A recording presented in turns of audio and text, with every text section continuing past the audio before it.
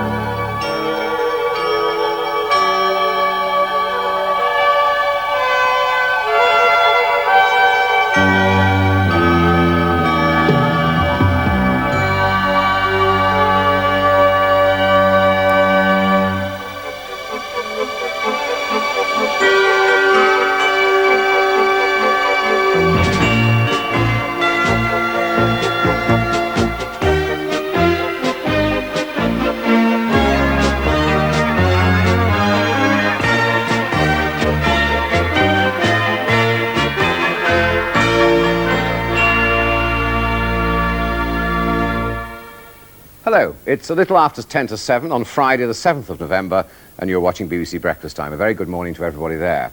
Well, after the world's worst helicopter crash off Shetland with 45 people feared dead, we should be asking this morning what could have caused it and speak to experts and the aviation minister. We'll be looking too at new government measures against drug smuggling, nearly 500 more men joining the customs service.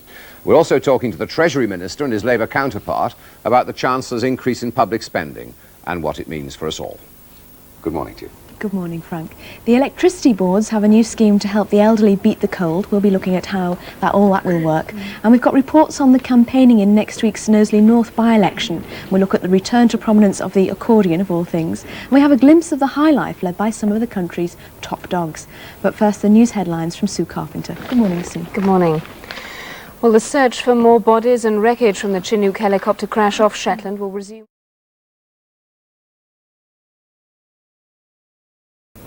And that's my last news bulletin for breakfast time. Goodbye.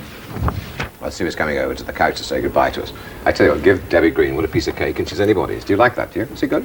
It is absolutely delicious. It's like a continental chocolate.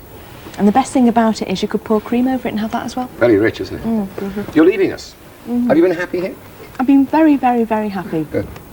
And I'm feeling all sad and sentimental today. A bit of the old choker in the throat, is it? Well, I'm not going to miss the 3 o'clock alarm call, though. That's the one bit I'm not going to miss. You're there. I'm here. Yes. You're there. I'll miss you. Can I tell you what happens in the morning when I come here at 5 o'clock? I get a very large hug from this lady and a cup of tea, and she mothers me like wonders, and I shall miss that. Are you going to miss us? Very much. Good. Very much. Well, like Debbie, I won't miss the alarm call, but I will miss everybody. Well, you've all been a joy to work with, and indeed it is a bit of time of change because this is the last time that you're going to see this famous old red sofa. Since Breakfast Time started in January 1983, that's nearly 4 years now, we reckon that some 2,500 bums of various sizes and shapes and also claims to fame have sat here, and we've just linked one or two of them together. Here we go. I have 2 toast, please, Salida.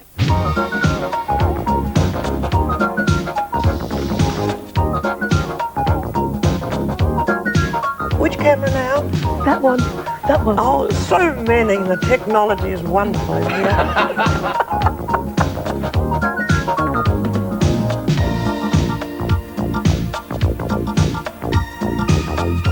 Equality can be measured.